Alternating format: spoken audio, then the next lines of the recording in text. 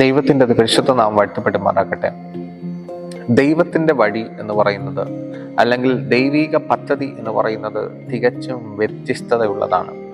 നാം ചിന്തിക്കുന്നതിലും വളരെയേറെ വ്യത്യാസം നിറഞ്ഞതാണ്. ഇവിടെ അപ്പോസ്തല പ്രവൃത്തികൾ 7-ാം അധ്യായം അതിൻ്റെ 25-ാമത്തെ വാക്യം പഠിപ്പിക്കുന്നത് ഇങ്ങനെ: ദൈവം താൻ മുഖാന്തരം അവർക്ക് രക്ഷ നൽകുമെന്ന് സഹോദരന്മാർ ഗ്രഹിക്കും എന്ന് അവൻ നിരൂപിച്ചു, എങ്കിലും അവർ ഗ്രഹിച്ചില്ല. ഇവിടെ കാണുവാൻ കഴിയുന്നത് ഒരു എബ്രായനും അതുപോലെ തന്നെ നമുക്കവിടെ വ്യക്തമാക്കുന്നു മിസ്രയീമിനും, രണ്ടുപേരും ഇങ്ങനെ എതിരെ വഴക്ക് കൂടുന്ന ഒരു സാഹചര്യമുണ്ട്. ആ സമയത്ത് മോശ അവരുടെ അടുക്കിലേക്ക് കടന്നു വരികയാണ്. അപ്പോൾ മോശ ചിന്തിച്ചു, ഈ എബ്രായനെ രക്ഷിക്കണം, അതിനായിട്ട് ഈ മിസ്രയീമിനെ കൊന്നുകളയണം എന്നവിടെ മോശ ചിന്തിക്കുകയാണ്. അതിൽ പ്രകാരം തന്നെ ആ ഒരു കൊലപാതകം മോശ അവിടെ ചെയ്യുകയാണ്. തുടർന്നും അവിടെ മോശ ചിന്തിച്ചത് ഇങ്ങനെയാണ്, അതാണ് നാം ഇപ്പോൾ വായിച്ചു കേട്ടത്. തന്നെ ആ എബ്രായനായിരിക്കുന്നത് തൻ്റെ അല്ലെങ്കിൽ തന്നോടൊപ്പമായിരിക്കുന്ന വ്യക്തി മനസ്സിലാക്കും എന്ന് അവിടെ മോശ ചിന്തിച്ചു. എന്നാൽ തികച്ചും വ്യത്യസ്തമായിട്ടാണ് അവിടെ ആ ഒരു പ്രവർത്തനം നടന്നത്. ദൈവം തന്നെ തിരഞ്ഞെടുത്തത് എബ്രായരെ അല്ലെങ്കിൽ ഇസ്രായേൽ ജനത്തെ രക്ഷിക്കാനാണ്. അത് ഈ ഒരു മാർഗത്തിലാണ് എന്ന് മോശ തെറ്റിദ്ധരിക്കപ്പെടുകയാണ്. എന്നാൽ ദൈവിക പദ്ധതി വ്യത്യാസമാണ്. ആ എബ്രായൻ മോശയെ തന്നെ കാണിച്ചു കൊടുക്കുന്ന, കുറ്റപ്പെടുത്തുന്ന സാഹചര്യം അവിടെ കാണുവാൻ കഴിയുന്നു. നാം മനസ്സിലാക്കുക, ദൈവത്തിൻ്റെ പ്രവൃത്തി തികച്ചും വ്യത്യസ്തതയുള്ളതാണ്. നാം ചിന്തിക്കുന്നതിലും വ്യത്യാസമാണ് ദൈവത്തിൻ്റെ പ്രവൃത്തി എന്ന് പറയുന്നത്. നാം പലപ്പോഴും ചിന്തിക്കും, ദൈവം നാം ഉദ്ദേശിക്കുന്നത് പോലെയാണ് പ്രവർത്തിക്കുന്നത്, ദൈവത്തിൻ്റെ വഴികൾ നാം ചിന്തിക്കുന്നത് പോലെയാണ് എന്നൊക്കെ.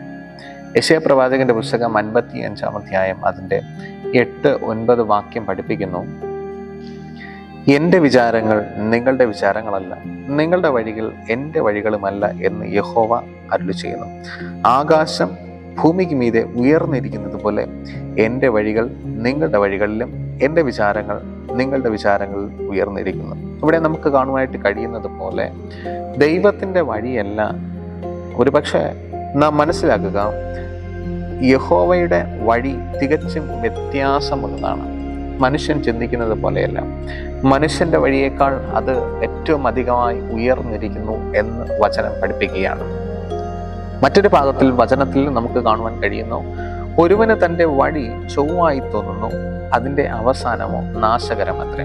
യെശയ്യാ പ്രവാചകൻ പറഞ്ഞു, നമ്മുടെ വഴി അത് താഴ്ന്നിരിക്കുന്ന ഒന്നാണ്. ദൈവത്തിൻ്റെ വഴി ഉയർന്നും നമ്മുടെ വഴി താഴ്ന്നു ഇരിക്കുന്നതാണ്.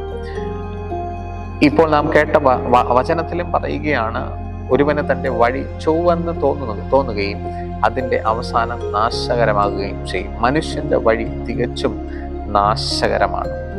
അത് പലപ്പോഴും നമുക്ക് നല്ലത് എന്ന് തോന്നാറുണ്ട്, എന്നാൽ അത് നാശകരമായ അനുഭവമാണ്. തിരുവചനത്തിൽ ഒരു ഉദാഹരണം നമുക്ക് എടുത്തു കഴിഞ്ഞാലും, ശൗൽ എന്ന ദൈവഭക്തനായിരുന്ന ഒരു മനുഷ്യൻ, അദ്ദേഹം തികച്ചും ദൈവത്തിന് വിരോധമായിട്ട്, ദൈവകൽപ്പനയ്ക്ക് വിരോധമായിട്ട് ചിന്തിച്ചത് കൊണ്ട് തന്നെ അവിടെ തികച്ചും രാജ്യസ്ഥാനം ശൗലിൽ നിന്നും എടുത്തു മാറ്റുന്ന ഒരു സാഹചര്യം കാണുവാൻ കഴിയുന്നു. അടുത്തൊരു ഭാഗം പുതിയ നിയമത്തിലേക്ക് നാം വരികയാണെങ്കിൽ, യൂദ എന്ന കർത്താവിൻ്റെ ശിഷ്യൻ, അവന് സമ്പത്ത് നല്ല വഴിയായിട്ട് തോന്നി. സമ്പത്തിലുള്ള അതിയായ ഒരു ഭ്രമം യൂദയ്ക്ക് ശരിയാണ്, അല്ലെങ്കിൽ തനിക്ക് ജീവിക്കുവാൻ സമ്പത്ത് മതി, കർത്താവിനെ ഉപേക്ഷിക്കാം എന്ന് അവിടെ യൂദ ചിന്തിക്കുകയും സമ്പത്തിന് പുറകെ പോവുകയും ചെയ്തു. എന്നാൽ അവിടെ നമുക്ക് കാണുവാൻ കഴിയുന്നു, തികച്ചും വ്യത്യസ്തമാണ്. യൂദയുടെ അവസാനം എന്ന് പറയുന്നത്, അവൻ കെട്ടി ഞാണ് ചത്തു എന്ന് വചനം പഠിപ്പിക്കുന്നു. അവൻ ആത്മഹത്യ ചെയ്യുകയാണ്. ഒരുവന്റെ വഴി, മനുഷ്യന്റെ വഴി തികച്ചും അത് നാശകരമാണ്. ദൈവിക വഴിയിലൂടെ നാം മുന്നോട്ട് പോകണം. ഇവിടെ നാം ചിന്തിച്ചതുപോലെ മാനുഷികമായിട്ടുള്ള തീരുമാനങ്ങളല്ല. നാം ചിന്തിക്കും, ഇന്ന വഴി ശരിയാണ്, ഇന്ന വഴി നല്ലതാണ് എന്നൊക്കെ നാം ചിന്തിക്കും. എന്നാൽ അവിടെ എപ്പോഴും നാം മനസ്സിലാക്കേണ്ടത്, ദൈവിക വഴിയിലൂടെ, ദൈവിക മാർഗത്തിലൂടെ, ദൈവിക പദ്ധതിയിലൂടെ നമുക്ക് മുന്നോട്ട് പോകുവാൻ സാധിക്കണം. ഇവിടെ മോശയ്ക്ക് ചിന്തിക്കുവാൻ കഴിഞ്ഞത് അത് താൻ ചിന്തിക്കുന്ന തലത്തിലാണ് ദൈവം പ്രവർത്തിക്കുക എന്ന് മോശയ്ക്ക് അവിടെ ചിന്തിക്കേണ്ടി വന്നു. എന്നാൽ ദൈവം പ്രവർത്തിച്ചത് വ്യത്യസ്ത തലത്തിലാണ്. നമ്മുടെ ജീവിതത്തിലും നമ്മുടെ വഴി ശരിയാണോ തെറ്റാണോ എന്ന് നാം ചിന്തിക്കുകയും അതിൽ പ്രകാരം ദൈവ കൃപ അല്ലെങ്കിൽ ദൈവഭക്തിയോടുകൂടെ മുന്നോട്ട് പോകുവാനും നമുക്ക് സാധിക്കണം. ശരിയായിട്ടുള്ള വഴി തിരഞ്ഞെടുക്കാം. നമ്മുടെ വഴികൾ ദൈവീക ഹിതമാണോ എന്ന് നമുക്ക് അല്ലെങ്കിൽ നാം അത് മനസ്സിലാക്കേണ്ടത് ഏറ്റവും അത്യാവശ്യമാണ്. ദൈവീക വഴിയിലൂടെ മുന്നോട്ട് പോകുവാൻ ദൈവം നമ്മെ സഹായിക്കട്ടെ.